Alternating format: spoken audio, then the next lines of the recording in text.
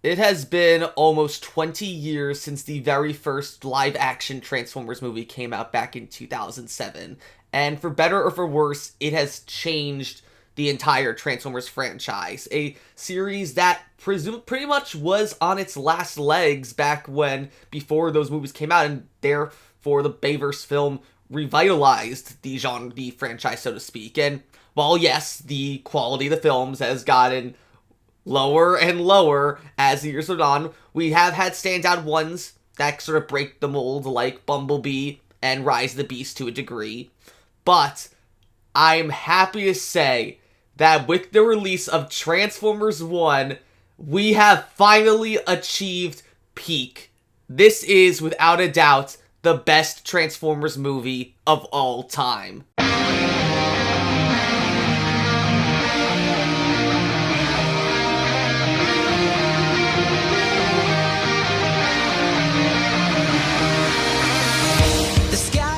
Hello everyone, and I'm Autobot Sonic the Telltale Gamer, bringing latest everything Transformers, Telltale games, and more. So welcome to a series that I am very, very excited, but also very nervous to do, and that is my first ever proper movie review on this channel. And I think what better way to start it out with what is easily one of not only the best Transformers movies of all time, but probably one of the best Transformers stories in general of all time. Probably even one of the best movies of 2024 so far. Sorry Sonic 3, I am super excited to see you, but I just don't know how you're gonna be able to top this. But anyway, welcome to my full-on review of Transformers 1, the movie. And I gotta say, it has been a little bit it's been about 12 hours now since I saw Transformers 1 for the first time. I sadly didn't get to go see it at one of the million fan screens that have been going on all summer. I literally just went to go see with my brother and one of my friends for the first time last night, and oh my god, this is it was like utter peak. I don't think I can ever I can't look at it the same way again. It was so good, and that's what I'm going to be talking about here. I'm just talking about everything about what made Transformers 1 just so good, and in my opinion, the greatest Transformers movie of all time. This is going to be a full-on spoiler review of the entire movie, so if you don't want any spoilers on the movie, be sure to click off this video, because I'm just going to be talking about everything I loved about it. The cast was phenomenal, the story was phenomenal, the music was phenomenal, everything about this movie was so good. So, similarly to how I did my Earthspark reviews, where I just sort of talk about the main plot of an episode, and then just sort of tell what I did and didn't like about it along the way. That's pretty much what I'm going to do here with TF1. I'm going to talk about just a broad summary of the entire movie's plot, then at times talk about my favorite and least favorite parts of the movie as we go on. There are three parts in particular that I want to talk about as well, where I'm going to be mentioning oh, this is my favorite part with this character, and how, oh, this actor did such a good job with that character. So be sure to keep an eye out for that. But anyway, I'm so excited to talk about this. So let's go ahead and see everything this movie did right and what it did wrong. Now, I'm going to try my best to keep this as concise as possible. I don't want this to be way out of hand like some of my Earthspark reviews have, making almost 50-minute videos for a 20-minute TV episode. But let's be real here, it's probably gonna get a bit longer than I mean to, but that's okay. I'm having just a great time talking about this. So anyway, the movie starts off with just introducing us essentially to our main characters, Optimus and Megatron, or as they're known throughout the majority of this movie, Orion, Pax, and D16, or just D for short, as Orion calls them a lot throughout this movie. And I think the intro here of where we're introduced to Orion and D is really strong in not only just setting up their characters, but also differentiating them from previous incarnations of Orion and D throughout the Transformers franchise. I think it's such a cool idea to actually have TF1 Orion be the more extroverted one in their relationship, so to speak, because that's something we've never really seen before outside of maybe I can't actually think any Orion Pax that was really the more extroverted one. If you think back to Transformers Prime or the IW comics, it's always D16 or Megatron that is the more extrovert one. He's the one always roping Orion into just hijinks and shenanigans around Cybertron, and Orion's the soft baby boy who just always just willingly goes along with it, but he's not really into it most of the time. This time, though, it's the opposite, and I actually really like that. Have this little, flip of the script where, Orion is the one, he's the one always breaking out of his, during his free time as a miner to go and, learn more about the surface, trying to find the matrix of leadership, and D16 is the one who is just trying to keep his head down and get through his day-to-day life, and just gets kind of fed up with Orion constantly just getting the two of them into trouble. I think that's such a cool way to make sure that the audience that not only these are how Orion and D function in this movie, but how TF1 Orion and D differentiate themselves from other incarnations. I just think that's such a really cool idea. That's only further strengthened by just how amazing Orion and D's voice actors are, which are, of course, Chris Hemsworth and Brian Tyree Henry. Both of them have had huge experience in acting and voice acting over the past several years. Of course, me, Chris Hemsworth, I was a big fan of him as Thor in the MCU, like I'm sure many of my fellow audience members are. And Brian Tyree Henry has been doing really good in the animated voice work, especially as Miles Morales' father in the Spider-Verse movies. And to have him play, honestly, a much younger and a lot more passionate Megatron, I would say.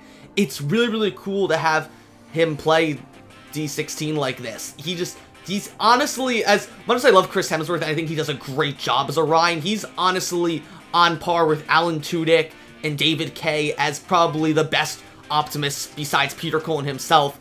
Likewise, I think Brian Tyree Henry is genuinely the best Megatron besides Frank Welker. As much as I love Roy McCann as him in Earthspark, Earthspark Megatron and TF1 Megatron are two different characters, because, to be fair, Earthspark Megatron has thousands more years of experience and age than TF1 Megatron. We're seeing him be flawed and just a lot more passionate than Earthspark Megatron, and I think Brian Tyree Henry does such a good job as portraying that, in my opinion.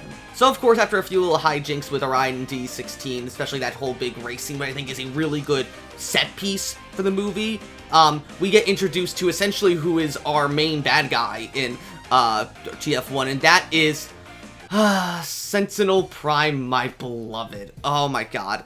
This man, I tell you, I am absolutely in love with this man. For the first time I saw a teaser image for him in one of the trailers.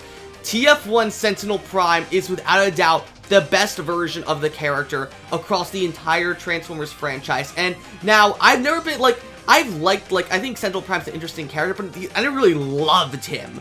TF1 Sentinel, though, oh, I love him so much. And that's a large part just due to how John Hamm voices him. He is phenomenal at making TF1 Sentinel sound like such a smarmy, but also at the same time very charming guy. Even though you know he's an absolute bastard, you can't help but fall in love with him. My dude is literally the Transformers equivalent of Homelander from The Boys, and I love that. He's just, God, every scene he's in is just, he comes across as so charismatic, and he's such a villain that you either really hate him, but it's fun to hate on him, or you can't help but just absolutely fall in love with him like I did. And so many people are just huge fans of TF1 Sentinel. So much art and fan videos I've been seeing of TF1 Sentinel, I have to agree. I am a huge fan of TF1 Sentinel's design, how he's sort of a mishmash of very many other Sentinels Primes that have come before him. Like we had, he's got the sword weapon that Bayverse Sentinel had. His color scheme, his blue and yellow, is very similar to animated Sentinel. And then his personality to me just seems like a lot more mature version of animated Sentinel in my opinion. But this is literally like the best version of Sentinel Prime that we've ever had before. I absolutely love him. And I just love how he interacts with Orion and D in this scene. Like, we're after the race. They interrupt the race. You would think that he would be going to like reprimand and maybe lock them up, and that sort of starts the hero's journey. But no, he's actually cool with what Orion D did, thinking that essentially they are basically become idols to the other miners, and like they're gonna be good poster boys for them. So he offers to have them basically live it up all bougie with him.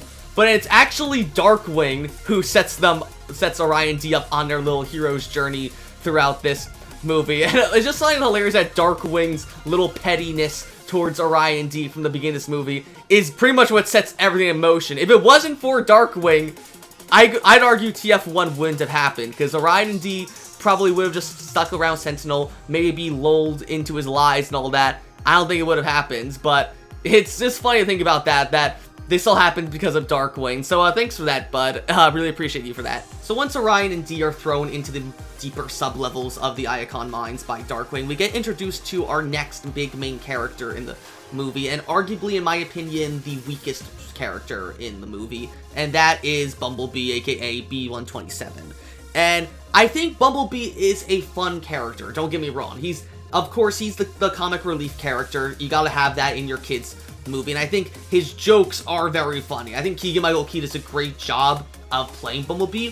The only thing I have a problem with TF1B is that I don't think he really changes or grows at all throughout the movie. All he's there for is just to be the funny guy that all the kids point and laugh and say, "Oh, look, it's Bumblebee! Look, it's Bumblebee! I like that one, Mom! I want to buy a Bumblebee toy!"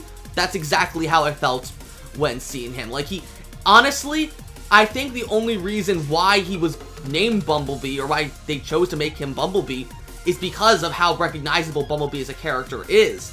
Because otherwise, I feel like you could have really had any Transformers lore character play Bumblebee parts, and it would have done the same. I'm not saying Keegan-Michael Key did a bad job as Bee. He's very, very funny, and it was cool seeing him in the movie. But unlike Alita, Orion, and D, Bee doesn't evolve at all throughout the story, and I think that's just it. He's a fun character, but he's a static one, and I just wish we could have seen more of him. Would have been cool to see him have some very sincere moments with Orion and maybe Alita, but no, he's just there to make jokes the whole time, and I think that's for the detriment of the movie, in my opinion. But while Orion and D are down in the sub-level with B, that is, of course, when they go find the real cause of their hero's journey, the whole thing with the distress call from Alpha Trion being inside one of B's fake friends, which is hilariously named Steve, of course, as a reference to the very infamous fan name that many Transformers Prime fans gave all the Viacons. They just kept calling him Steve.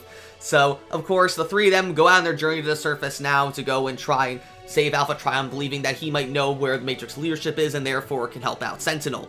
Along the way, though, they end up right into Alita 1 again, and as they do, though, there's not much happens in the scene, just them exploring the surface for the first time. But I want to take this moment to talk about the thing I really love about this scene. While it's very low plot-wise, I think it is beautiful from a set piece and a huge environment, because I think this is honestly the best looking part of the whole movie. ILM Studios did a great job animating the surface of Cybertron, the beautiful neon synthy sunrise or sunset, and then all the ever-changing plant life and mountains and train tracks, even the animal life, the weird techno rabbit horse deer like combination fusion things. They all look so beautiful, and it really makes you feel like Cybertron as a planet is alive despite it being all techno-organic. And so I think from an animation standpoint, as Alita puts it in the trailer, it is beautiful. So skipping ahead a bit, we get to what in my opinion is the first of 5 very key and incredible scenes that happen throughout the entirety of TF1. So the first of these 5 scenes happens when the group actually ends up making it to the cave that our Alpha Trion's distress signal came from. Here is where we see the dead bodies of pretty much every single Prime, and there's one part here that I absolutely love, this little like soft moment of somberness that D16 has when he sees Megatronus Prime's dead body, which of course, Megatronus Prime is his favorite of the Primes besides Sentinel, because with Sentinel, he talked about it earlier to Orion in the movie that he's a big fan of Sentinel, always willing to do his work as a miner to help Sentinel out in fighting the Quintessence and finding the Matrix leadership. But to see him see his other idol, Megatronus Prime, dead here on the floor, the guy who he's literally wearing his face as a sticker on his shoulder as a gift from Orion at the start of this movie, it's a really good scene. And like the animation again on everyone's faces is so good. You'd honestly believe that this was all motion capture, and they're just taking Brian Tyree Henry's facial expressions and putting them on a D16. I genuinely felt that way, and it's such a good animation. But this scene only gets better from there. The best part of this scene, though, in my opinion, is the part where Orion, D, and the rest of the group actually revive Alpha Trion, where B gives a few of his Energon cubes that he's been carrying to Alpha Trion, and then he brings out the big reveal that they did not all die from the Quintessons. They only were killed by the Quintessons because they were helped by Sentinel, who betrayed them. And we get this huge, great reveal that Sentinel isn't even a real Prime. He was the, like, assistant to all the whole Prime Council, but he is just grew jaded and, like, disillusioned with the Primes, believing that they never did anything, and that he just wanted the power of being a Prime, believing that Alpha Trion and the others didn't. So he made a deal with the Quintessons behind the Prime's backs and ambushed them at this cave, where he, alongside the Quintessons, killed everyone except Alpha Trion. And this absolutely destroys D16's world. This pretty much is the start of his descent into Megatron, and it only just goes down more and more and more. But this little first scene is so good, because, like, at this point, D is just totally shocked because he worshipped Sentinel as his big hero, like, that he looked up to him. And now he's just, like, venting his frustration, screaming, believing that, like, his whole life is a lie, because not even, like, the miners were, like, even doing anything useful. Apparently, Sentinel, when he killed the Primes, when he killed Zeta Prime, who was a leader, he wanted to take the Matrix leadership for himself, but because the Matrix is something that's earned, not given, the Matrix just sort of disappeared and went back to the core of Cybertron. So Sentinel has been lying about finding the Matrix leadership, and all he's been doing is having all these miners collect Energon, not to keep Cybertron alive, but to essentially act as debt money for the Quintessons, as thanks to him thanks to hiring the Quintessons to kill all the Primes. So, to know essentially that D's whole life, he wasn't even helping Cybertron, he was literally a slave to Sentinel just so that he and the other miners could just make his hush money for him, essentially. It basically infuriates him, and understandably so. Not to mention, too, that Sentinel personally had all the miners' T-Cogs removed. Not they weren't bored with them, they were removed from their bodies by force as a result of the rivers in Cybertron drying up as a result of Matrix being lost, but also because Sentinel didn't want anyone to potentially oppose him. He only wanted the elites to have transformation cogs, and D is just absolutely infuriated by this. And I love the scene that happens here where Orion is trying to console D, saying like, hey, it's okay, we're gonna stop Sentinel, we got to get this information back to Iacon, we'll expose him for the fraud he is, and then everything go back to normal. But then D16 says such a good line that gave me chills upon seeing it for the first time. He tells Orion back, I don't want to stop Sentinel, I want to kill Sentinel. And God, I love that, because, like, you hear the music just stops the second he sees that, and then Orion just looks at him with his totally shocked and horrified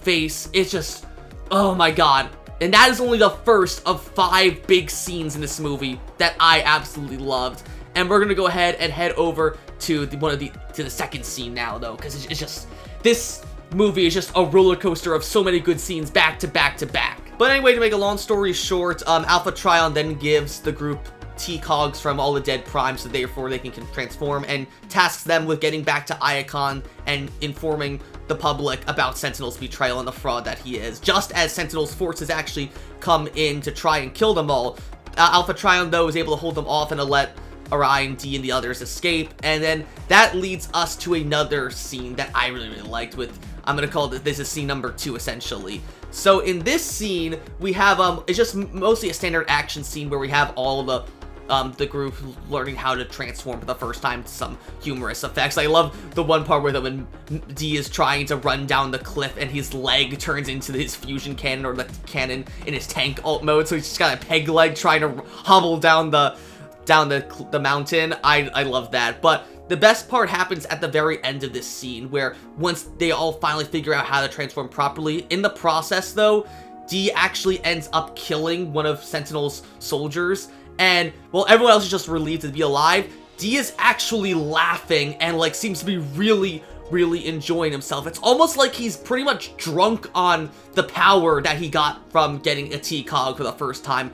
And I think that's such a great choice to do, to have this introverted character slowly become, not, while he is becoming more sure of himself and more extroverted, he's also just losing himself in the process. It really feels like if you feel like the quiet kid in some movies, maybe his buddies take him out the first time drinking, and then when he actually gets to enjoy himself when he's drunk, but he gets out of hand. That's how I feel like here. I feel like D16 is getting drunk off the power of having a T-Cog, and because it shows in the next few actions in the scene, where after Orion tries to rally everyone to go start heading back to Iacon, D actually takes the little cancel or blackmail footage that Alpha Trion recorded of Sentinel from Orion, saying that, oh, well, like, it's okay now, I know what to do, you can all just follow me. But then Orion's like, you really gotta be careful with that, though, because if it gets destroyed, we have nothing to prove Sentinel's a liar.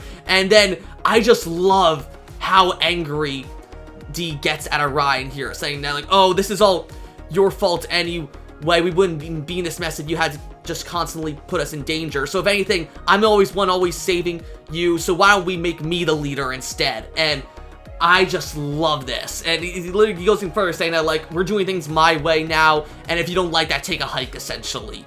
And God, the shocked face that Orion has on, like, the almost sad, hurt face. He looks like a kicked puppy, honestly.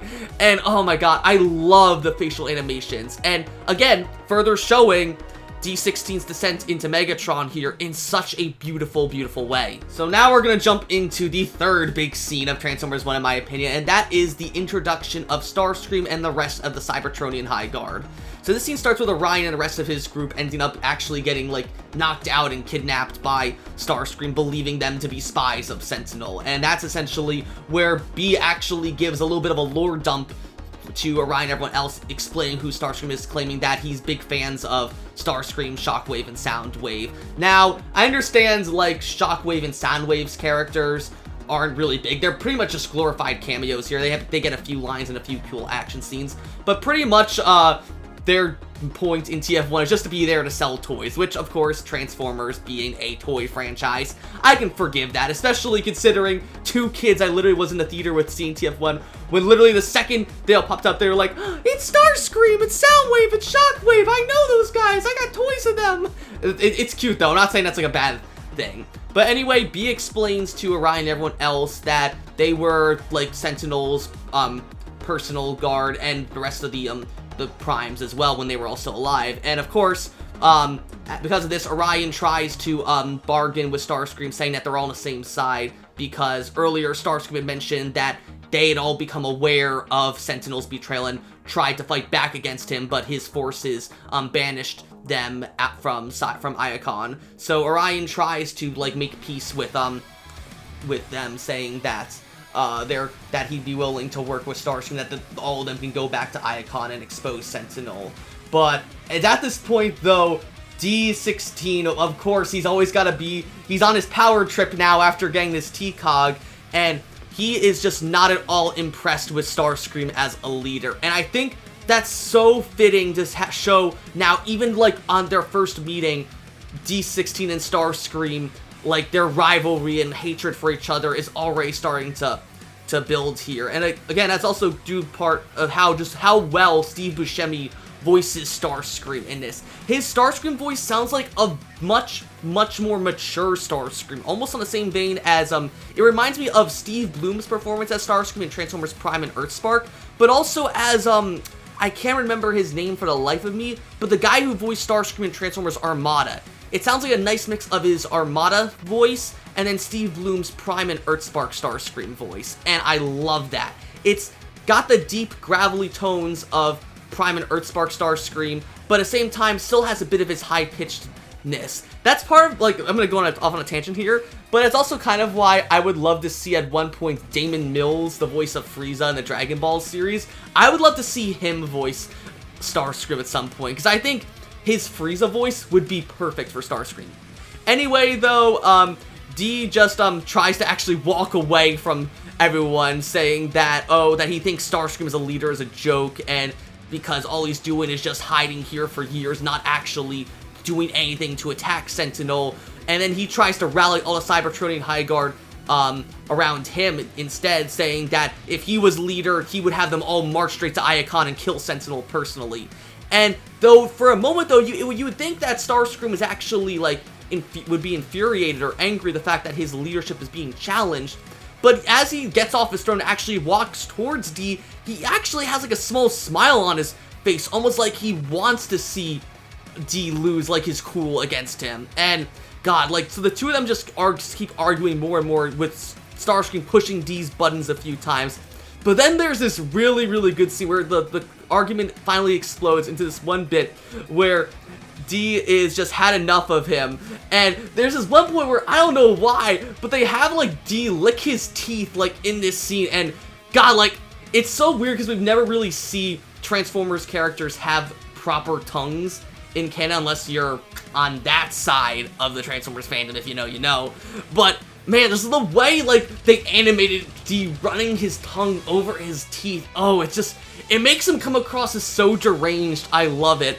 But anyway, I'm getting off track though, because right after he does that, he just says, like, the hardest line to Starscream. It's like along the lines of, oh, like, let's see how well you talk with my head in your teeth. And they just headbutts him right in the face and starts going to town on Starscream in true Megatron beating up on Starscream fashion. Though, granted, this isn't anywhere near as brutal as when Megatron killed Starscream, beating him to death in Cyberverse. There's no, like, proper battle damage on Starscream. He's just going to town. He starts straddling him, punching him in the face repeatedly as everyone is just looking in shock at it. But even Starscream's not even, like, trying to fight back. He fights back a little bit, but he's not even, like, begging D to stop hitting him or, like, being like his usual cowardly Starscream self. He's actually goading D, like, telling him, like, oh, like that's the best you can do, or, like, hit me harder and stuff like that. I'm like, what is going on here? Like, is this some sort of, like, play that he actually wants D to be the leader of the guards and, like, spur everyone into action?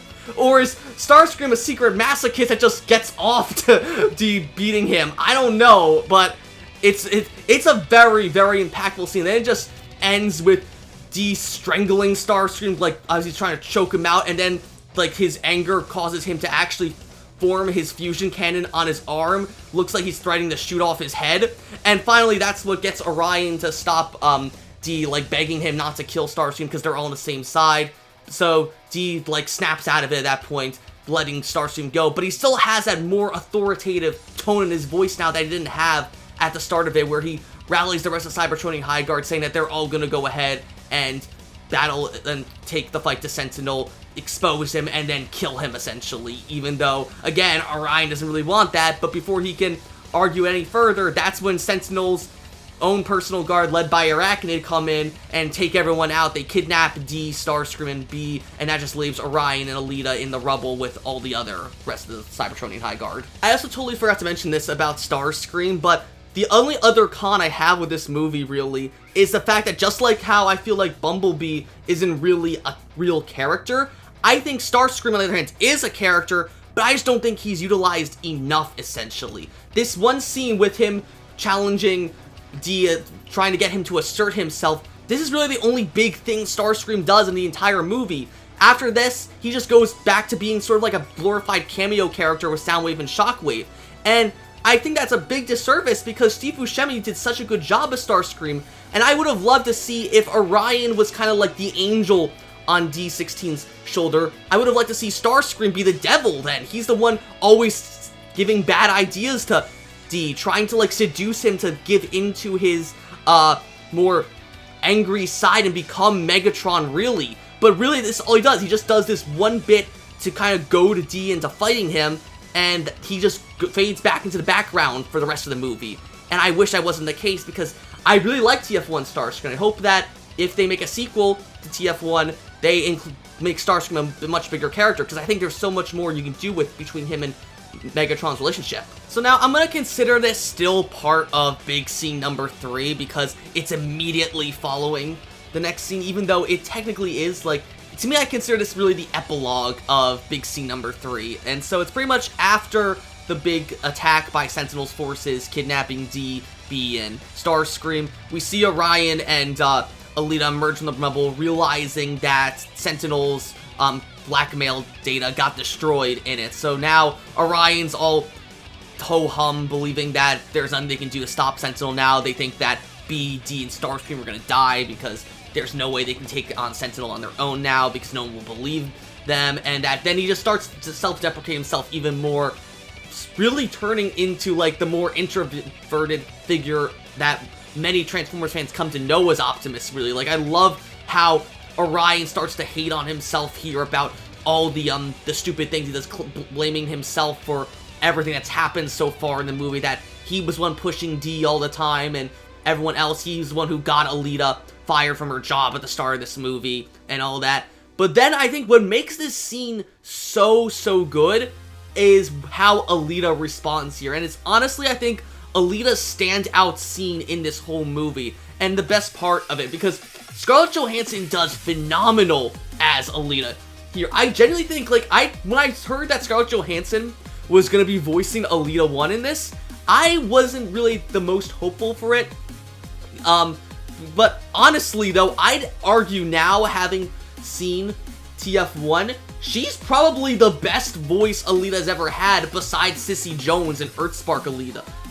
I literally think Sissy Jones' Earthspark Alita and Scarlett Johansson as TF1 Alita are legit the best Alitas we've had animated in the Transformers franchise. I think IDW2 Alita and Skybound Alita in the comics are really good too, but from an animation standpoint, Earthspark and TF1 Alita are without doubt the best. Scarlett Johansson is so good in this scene, in this speech that she gives to Orion, and because I love this, because it starts off with Alita sitting down next to Orion, and Orion says, like, oh, what, you gonna tell me, like, no, she sits down, and Orion's like, oh, like, you should have been leading us, Alita, not me. All I've done is ruin everything. And you think Alita's gonna go and say, like, oh, no, that's not true, Orion. You're a really good leader. Like, you've done so much good. But instead, she just straight up says, yeah, you're right. I am better leader than you, and better at a lot of stuff than you. And then Orion just looks so shocked at her, like, wait, what? Like, that's all you gotta say? Like, you suck at giving speeches. But then Alita corrects herself, saying that, yeah, I'm better at a lot of stuff than you, but at the same time, you're also just so full of optimism, and that's something that should be admired. And I love that she tells Orion of how optimistic he is the whole time, of course, further foreshadowing his eventual turn into Optimus Prime. But I love that Alita says that, while yes, there's a lot of stuff that she is better at him than at the same time, though, she can't deny that they only got this far because of how strongly devoted Orion was to ensuring this mission, going to see the surface of Cybertron, going to find the Matrix of Leadership, going to expose Sentinel for the fraud that he is. All that happened because of Orion's determination.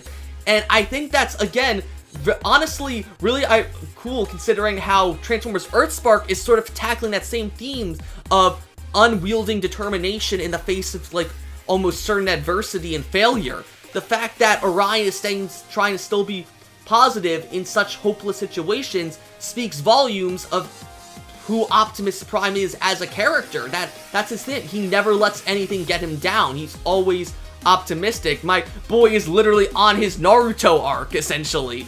And I love that how Alita portrays this to Orion in this scene. And I think Scarlett Johansson, this is her best moment as Alita in this whole movie. And the fact that she's so involved throughout the entirety, except unlike B, who was just a comic relief character, it makes her feel so much more genuine. A lot of people were worried when TF1 was first shown off that Alita was just going to be the chick in the group, like many other animated kids movies, where you have your token female character that is just there to be, oh, I'm a badass female character that can fight just as well as all the boys. But no, she literally brings so much more to this movie that I wish B did, honestly. I wish we would have had these scenes that B and Orion had, but Alita gets them instead, but it makes her a much better character for that, and I love her in this movie because of that.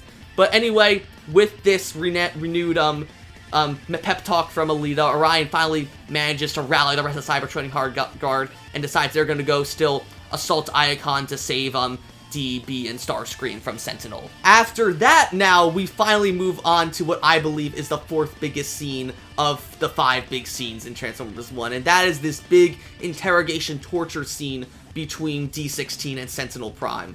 So, as Sentinel is holding DB and Starscream, as well as a few other members of the Cybertronian High Guard in his little, like, penthouse throne room, we see him actually taunting, D this whole time, mocking him for how, oh, you could have had it all as a big, like, hero figure to the miners after your stunt at the race, but now everyone's gonna see you as a traitor once I publicly execute you. And God, John Hamm is so good as Sentinel Prime. It's just making him such an absolute bastard, and he owns it so well. Like, he really has that, like, Homelander aura that nothing ever phases him until something does, though. And just as Sentinel's done mocking D actually just starts laughing at him, and that actually unsettles Sentinel, which is a big deal considering the only other time so far we've seen Sentinel lose his cool in this film is when he was torturing Alpha Trion earlier after he captured him when he sacrificed himself to save Orion and everyone else. So earlier on in the film, there's a scene where Sentinel is taunting Alpha Trion about how much of a weak Prime he was, but then Alpha Trion isn't phased at all, saying that his reign as Prime is going to come to an end soon, and that he's just a poser, essentially. And that does not sit well with Sentinel, who just gets so angry in a moment, he just straight up kills Alpha Trion by stabbing him in the chest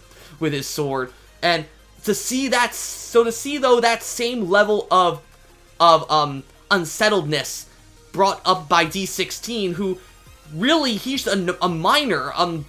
Sentinel shouldn't fear him at this moment or be unnerved by what he says, and yet he does. He's actually scared for a moment of D when D tells him that, like, he was his hero, he looked up to him so much, he did everything for, he dedicated himself so hard to being, like, the best miner he could be because he trusted in Sentinel. But now that his whole worldview is essentially shattered, he feels like now that he's got nothing left to lose, that nothing can stop him, and that he's gonna kill Sentinel.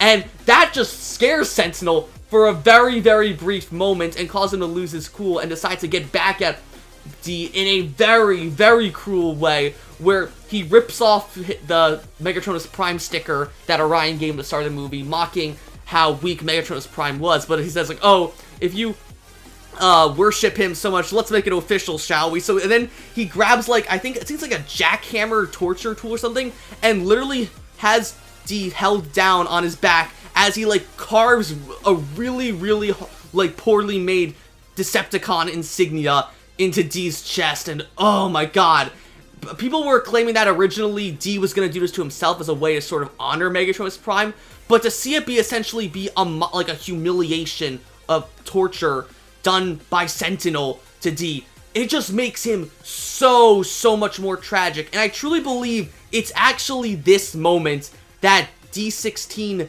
like, metaphorically dies, per se. That pretty much all of D16, except for a very, very small part of him, dies in this moment, and from now on, he's just truly Megatron. But anyway, just as he's about to actually go properly execute D at this point, that's when Orion and Alita and everyone else of the Cybertronian Guard come in to take down Sentinel. There's this really cool fight between Alita and Arachnid that happens because Alita believes that she can use Arachnid's memory to expose Sentinel, since she recorded the whole meeting between Sentinel and the Quintessons. And so after she defeats Arachnid, she takes her body up to, like, the big broadcast tower with B and Orion, and they're all able to expose Sentinel. So at this point, Sentinel just goes crazy after seeing his image, like, meeting with the Quintessons broadcast everywhere on Iacon, and he just goes to try and kill Orion and everyone else, but they all manage to defeat him until then, though, we get to, in my opinion, the final big scene in Transformers 1, and in my opinion,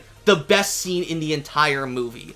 So at this point, D is actually the one fighting Sentinel for the most part, ripping off his wings and grounding him, and just as D has Sentinel dead to rights, getting ready to shoot his face off, with his fusion cannon. Orion jumps in front of him, begging D not to kill him because, like, oh, it's over. Everyone knows that Sentinel's a traitor now, and killing him's not gonna do anything better. You're just gonna become as bad as he is. But D doesn't care. He says, oh, Sentinel needs to die for what he did, and I'm not gonna let you stop him. So he throws Orion out of the way, getting ready to shoot Sentinel, but just as he fires it, that's when I think the best part of this scene happens. Because we just hear this very, very, like, tense, terror, like, almost scare, dramatic music as it swells up where it looks to be that D is gonna kill Sentinel. But just as it's about to, all we hear is this loud gunshot noise. And it's not even like a sci-fi,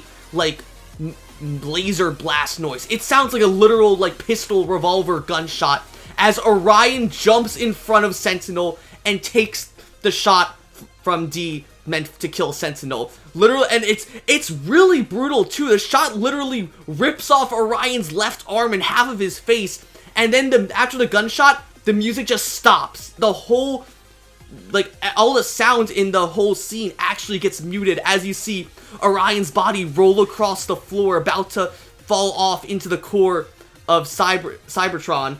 But just as, like, you hear there's no music, you just see shocked expressions on D and B and Lolita's faces, and even Sentinel's, as D kills Orion accidentally. Just as his body is about to fall off the platform, D actually catches him, and then the music starts to swell, like, back up a bit. Like, you hear this, like, really somber violin that is absolutely beautiful. And I love, this is literally the best scene in the whole movie, because at this point, D is holding on to Orion for dear life. Like, he's actually sobbing in this point, where he's, like, asking him, like, why did you jump in front of him? Why did you try to save him? Why did you stop me? And, like, because he just can't comprehend it. He's both angry at Orion for stopping him from killing Sentinel, but also so sad at the same point, because he literally just killed his best friend.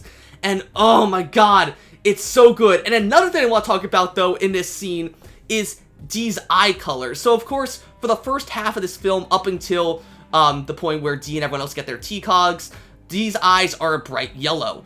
Though, from the moment D starts getting tortured by Sentinel in this scene, his eyes shift to a darker, almost more menacing orange. And I think that's such a cool way to show, again, how I mentioned earlier, how I feel like Sentinel's torture really kills D16, so to speak, and therefore there's only Megatron left. But the fact that it's only orange and not red shows that maybe there's still a bit of him left in, or a little bit of D left inside him, I should say. And that's shown here, where right after D16 shoots Orion, and he's pulled onto him, like, asking, like, screaming to him, why did he stop him from killing Sentinel and jump in front of the bullet for him? His eyes actually turn fully back into yellow. They're not orange at all. It's, like, almost as if this is the last bit of D16 that's really inside his body. And I love that. It's such a good visual storytelling. And again, also Brian Tyree Henry is fantastic as D16 in this scene. But then we get to what is arguably the best and most heartbreaking moment in this whole scene, where we hear the music rising up more and more as we see Orion on the verge of death, just saying no to D. And I don't know if he's saying no because he doesn't want D to still kill Sentinel, or because he actually thinks D is gonna kill him in this point. It's unclear, so maybe we'll get proper context for that. Maybe when the movie comes out on DVD and streaming, maybe we'll get, like, developer commentary and all that. But we'll have to wait and see. But anyway, though, after that, the music is swelling more and more and more as D starts sobbing more. But then the sobs start, and D, like, covers his face, looks down, like, sadly at the floor. And then, like, you don't see his eyes anymore. But then the music stops, and his face turns up, and he's just so angry at Orion. Now his eyes are fully red because D16 in that moment has truly just died. And then he says arguably the heaviest, but also the most heartbreaking line ever. He says to Orion, "I'm done saving you," and then just Mufasas him, lets him go, and falls to his death out in the core of Cybertron.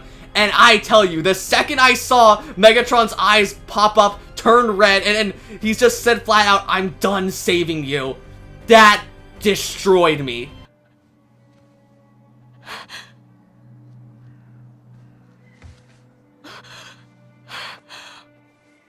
Oh my god.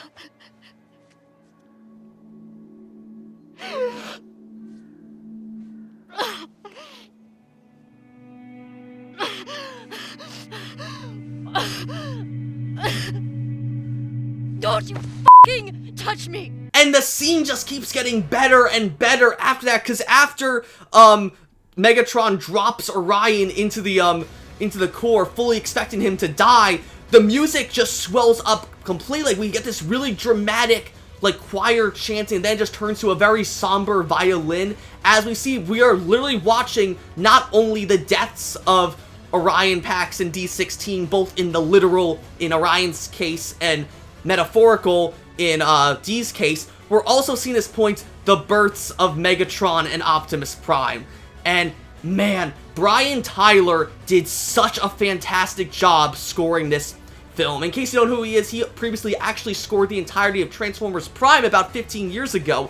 And so many Transformers fans, including myself, have recognized that there are so many like nods to Transformer Prime's theme in the soundtrack of TF1, especially in this scene where as Orion Pax's body is falling into the core of Cybertron, that's intercut with Megatron actually killing Sentinel Prime. And man, it is a pretty brutal death for a PG movie. Granted, of course, it's robots, so they can get away with this, but literally we see, like, as Orion's body is falling into the core of Cybertron, we see at the same time Megatron picks up Sentinel by the back, holds him up over his head, and literally gives him the 07 Jazz treatment and rips him in half lengthways. Like, my boy literally gives Sentinel the 07 Jazz special, and it shocked me because literally, like, you don't see like what he's doing, just see him hold Sentinel over his head for a moment, and then we just cut to a shot of Sentinel's stomach ripping open as Megatron pulls him in two. And then right after that, he rips open Sentinel's chest, taking out Megatronus Prime's T-Cog. Oh, I totally forgot to mention that. When Sentinel was torturing D, he actually taunted him by saying that he took Megatronus Prime's T-Cog for himself personally. So, oh my god, it's just so good to see Megatron, when he kills Sentinel, rips open his chest to take Megatronus Prime's T-Cog out of it and replace his own with Megatronus's. And where that's the point where he even dubs himself as Megatron. Like, we hear like the very dramatic violins as Orion's body is getting rebuilt in the core of Cybertron by the spirits of all the Primes, and being finally given the Matrix of Leadership as well in this point, where Alpha Trion and Zeta Prime spirits dub him as Optimus, just at the same point as Megatron dubs himself Megatron. Oh my god, it's so good. And as much as I love Sentinel, Sentinel my beloved, I was sad to see him be killed by Megatron, but I knew going into this movie, I'm like, there's no way Sentinel survives this movie, so I kind of expected it, but man, it's such a good death for Sentinel. I just really hope if we see more of TF1, I don't want Sentinel to come back to life, but I would love to see like flashback stuff with Sentinel Prime, just because he was such a fun character. And man, oh my god, this scene is what made Transformers 1 peak for me. It is the last big scene in TF1, and arguably one of the best scenes ever in Transformers animation history. If you just gotta see one scene in Transformers 1, you have to see this scene here. That's essentially the deaths of D16 and Orion Pax, and the birth of Megatron and Optimus Prime. It's so good. And then the final fight with Optimus versus Megatron is pretty much the cherry on top of this incredible final climax scene, where we have Optimus rising up from the core of Cybertron with Megatron and everyone else staring at him in total disbelief, but they don't even like get to look at each other every time before they just go ham fighting each other. I love how Megatron's fusion cannon's upgraded design looks with like the almost triple barrel design, and of course Optimus getting his signature Energon axe that just looks so good in this fully 3D G1 like style. I also really love how for the first time ever Optimus actually uses his truck exhaust pipes as flamethrowers. I don't think there's ever been an Optimus that has done that actually. The only other Transformer I think that's done something like that was Hot Rod and Rodimus, who does it in the Cyberverse cartoon and the IW comics. But to see Optimus do that, like he uses like his flamethrowers to like, or his exhaust pipe has flamethrowers on Megatron are so good. And just to have him, he pretty much 1v4s Megatron alongside Soundwave, Shockwave, and Starscream. And it's so good. It reminds me a lot actually of the forest battle from Revenge of the Fallen, where Optimus nearly soloed Megatron, Starscream, and Grindor in that movie. But anyway, yeah, this fight scene is absolutely phenomenal. The choreography is so good. And then that pretty much is how it ends with Optimus defeating everyone. And just when he has Megatron dead to rights, though, he doesn't kill him, but instead gives another equally heartbreaking speech to Megatron, where he tells him that because of him killing Sentinel now, he's just pretty much as bad as him. That he betrayed Cybertron, betrayed Iacon, and then the last little bit as his battle mask drops down to reveal his face and the frown, like the really actually sad look on his face, he says, "And you betrayed me." And I'm like, oh my god, it's so sad, but at the same time, it's so good, because I've waited years. In my 10 years of being part of the Transformers fandom, I've wanted for years to see a proper 3D animated, like, Meg-Op divorce, essentially. You Meg-Op fans, you are eating so good in this if you are a fan of angsty doomed yaoi, because, oh my god, this is just, it's so sad, but also such a great, tragic origin for Optimus and Megatron. But anyway, after that, Optimus then allows Megatron and the rest of the Cybertronian High Guard to leave Iacon, banishing them and telling them to never come back. But despite when they leave, though, Megatron does assure Optimus that he's going to kill him and take back Iacon one day, even calling him Prime at this point, just like several other versions of Megatron in the past have done other continuities. And then that's it. It ends with another patented Optimus Prime speech, just like every other Transformers movie, where Optimus now dubs all the citizens of Iacon Autobots, and therefore restores Cybertron since he has a Matrix leadership. All the rivers start to be full of Energon again, and even all the miners get their T-Cogs back.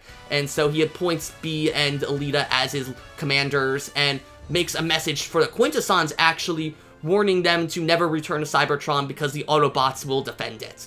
And that's where it ends, with just essentially the Autobots being formed and getting ready to defend Cybertron from the Quintessons and the soon-to-be Decepticons, as a post-credits scene reveals, where we see Megatron retreating back to the Starscream's lair in the outskirts of Cybertron, with him branding himself, Starscream, Soundwave, and Shockwave, the Decepticon logo, and truly starting the Decepticon movement, claiming that they're going to go back to Iacon, kill Optimus, and then take over Cybertron with and wipe out the rest of Sentinel's followers still as well. And yeah, that is it for Transformers 1. What a fantastic movie. And so that was my review of Transformers 1. If I had to rate this movie, easily this movie gets a 9 out of 10. Without a doubt, not just the best Transformers movie of all time, easily one of the best movies of 2024 that I've seen. It is absolutely great. If you do not know anything about Transformers, I highly recommend go seeing this, because it is a great jumping on point to get introduced to the Transformers mythos, and it's just a fun story. And the whole main cast is just so good. Chris Hemsworth as Optimus, Brian Tyree Henry as Megatron, Scarlett Johansson as Alita, John Hamm as Sentinel Prime, my beloved, Steve Buscemi as Starscream. They're all so good. The only cons I have is I think Starscream isn't utilized enough. I think he could have done more. I didn't like how Bumblebee was a very static character. Keegan-Michael Key did such a great job voicing him. He was really funny, but I didn't feel any real growth from him. He didn't change as a character at all, in my opinion, and I wanted to see him maybe become a more mature character as the movie went on, but he didn't, sadly. And then lastly, another con I forgot to talk about at the very end is the Quintessons just get nothing to do either. There's only one scene where they show up where they threaten Sentinel to get more Energon halfway through the film, but that's it. We really don't see the Quintessons at all, when the trailers made it seem like they would be such a bigger threat. Even my brother, who's not really a big Transformers fan, basically asked me after the movie, like, well, what's gonna happen with the Quintessons now? They spent all this time fighting each other. Are the Quintessons just come in and kill everyone now? And that's something I really wish we saw. I think it would have been great if TF1 ended with the Quintessons being defeated, so now we can properly just focus on Autobots versus Decepticons. But that's not the case. The Quintessons are still out there somewhere, so maybe we'll see them be like the secondary villains of the sequel to TF1, whatever it be, whether it be a proper movie sequel or a TV show sequel. We'll have to wait and see. Anyway, though, thank you guys so much for watching my review of Transformers 1, this full spoiler review. This is the first time ever I've reviewed a movie on my channel, and let me know if you want to see more movie reviews. I would love to review Sonic the Hedgehog 3. It's coming out later this year, or just some other. Maybe I'll go back and review the other Bayverse movies, Bumblebee, Rise of the Beast, and so on, if you guys want me to.